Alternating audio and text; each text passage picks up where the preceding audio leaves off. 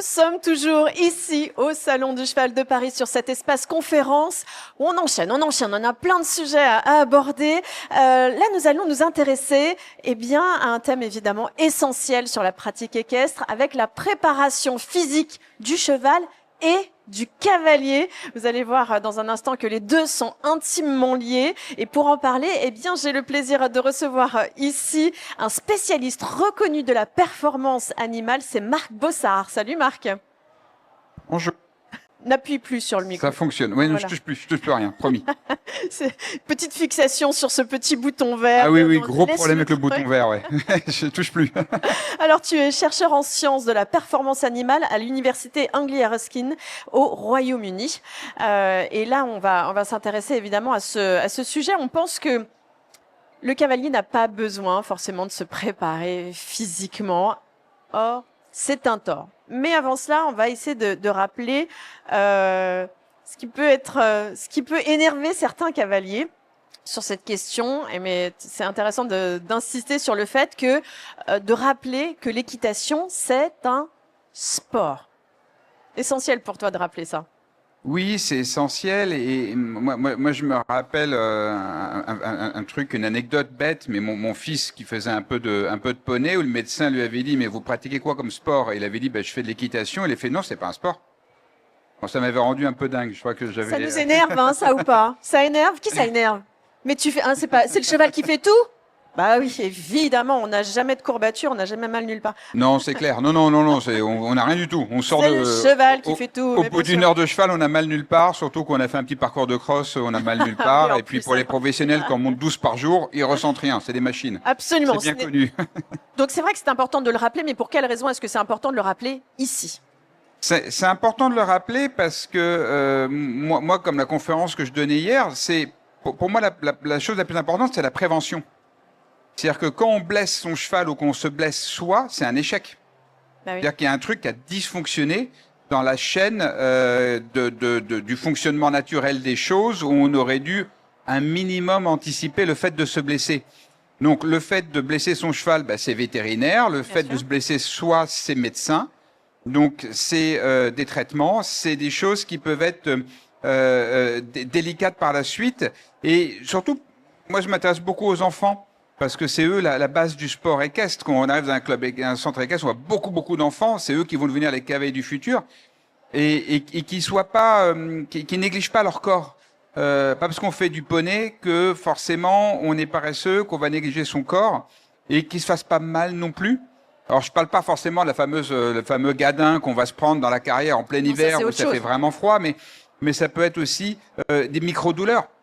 Et c'est un peu comme la personne qui va acheter son abonnement pour aller faire en salle de muscu et qui va faire n'importe quoi, qui va super se faire mal, qui va être le lendemain bourré de courbatures, qui dira j'arrête, ce sport c'est pas pour moi. Alors qu'en fait il aurait fait les bons gestes au bon moment, il aurait fait l'amplitude de gestes au bon moment, il aurait été conseillé, coaché, il aurait pas mal et puis il aurait l'aspect physique qu'il aimerait avoir en faisant de la muscu. C'est un peu la même chose avec les chevaux, en fait. C'est y aller progressivement. Ce que tu es en train de dire, finalement, c'est que l'équitation est un sport, aussi bien pour le cheval, mais pour l'athlète qui est aussi sur son dos et qui doit avoir une préparation physique, un échauffement aussi. Bien sûr. Et on n'en parle pas assez, ça. Bien sûr. Il faut absolument qu'il y ait une préparation physique adaptée des deux.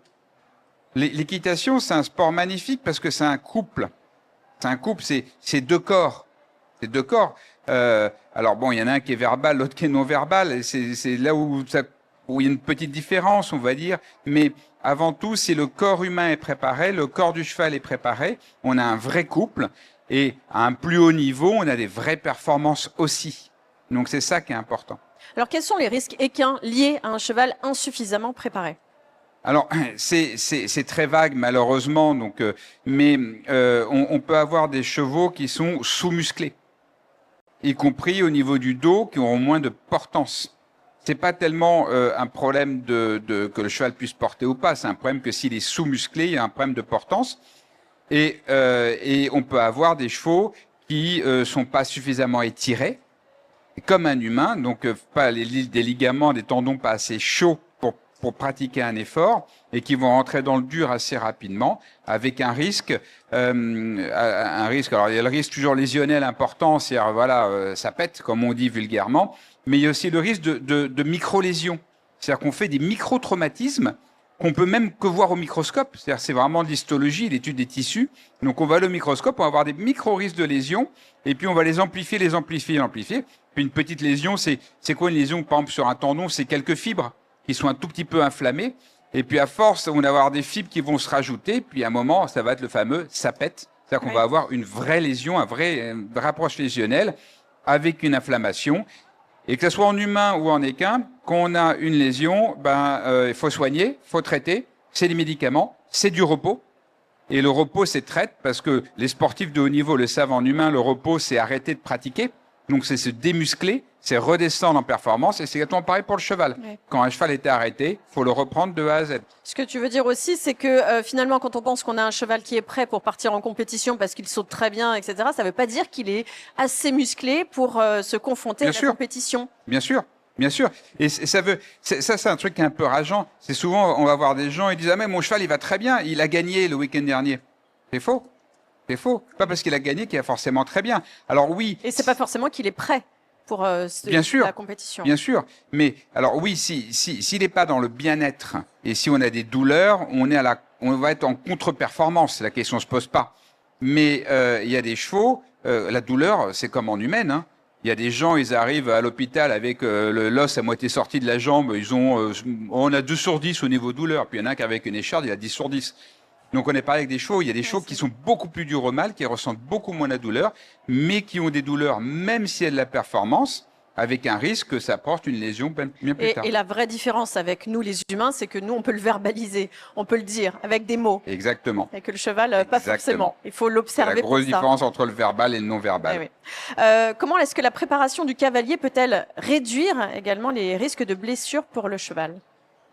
Le concept est simple. Je ne vais pas faire de débat sur le poids du cavalier, parce que là, on part sur un débat éthique, déontologique, ça part dans tous les sens.